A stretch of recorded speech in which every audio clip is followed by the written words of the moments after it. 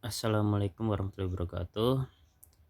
Kita melanjutkan materi untuk saat ini adalah penjurnalan dalam akuntansi pemerintah daerah. Fungsi jurnal ini ada fungsi mencatat, fungsi historis, fungsi analisis, fungsi instruktif, dan fungsi informatif.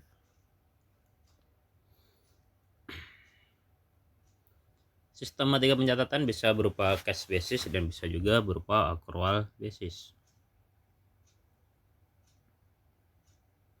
Nah, jurnal akuntansi pemerintah daerah ini meliputi jurnal pembayaran langsung, pendapatan, penerimaan kembali belanja, akuntansi surplus atau defisit, penerimaan pembayaran, pengeluaran, pembiayaan.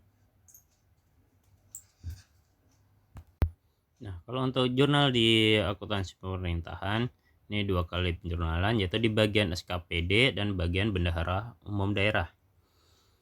Kalau menjurnal pembayaran langsung, untuk bagian SKPD, belanja di debit, piutang dari bendahara umum daerah di kredit.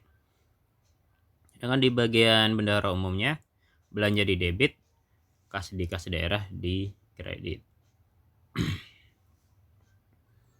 Kalau menjurnal pendapatan, di bagian SKPD-nya, utang kepada bendahara umum daerah di debit, pendapatan di kredit. Sedangkan bagian kas umum daerah, bendahara umum daerah,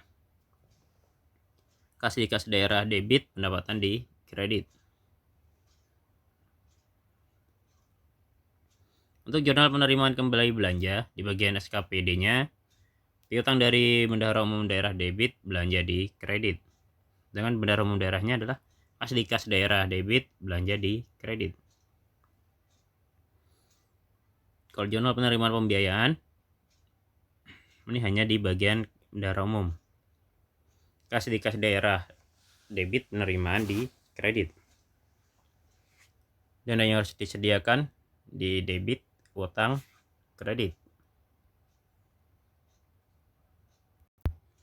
Untuk jurnal pengeluaran pembiayaan, di bendahara umum daerah, pengeluaran di debit, kas di kas daerah di kredit.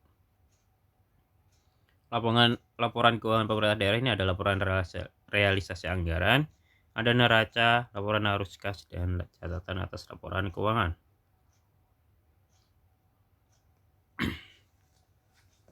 Laporan realisasi anggaran ada unsur-unsurnya, ada pendapatan, belanja, transfer, surplus atau defisit, pembiayaan, sisa lebih atau kurang pembiayaan anggaran.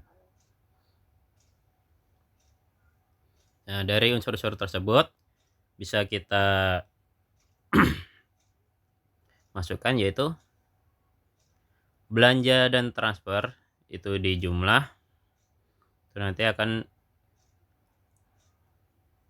mengurangin pendapatan. Jumlah belanja dan transfer mengurangi pendapatan, ketemu surplus atau defisit. Sedangkan surplus atau defisit dikurangin dengan pembiayaan bersih, itu akan ketemu sisa lebih atau kurang pembiayaan anggaran. Nah, sampai di sini materi kali ini. Wassalamualaikum warahmatullahi wabarakatuh.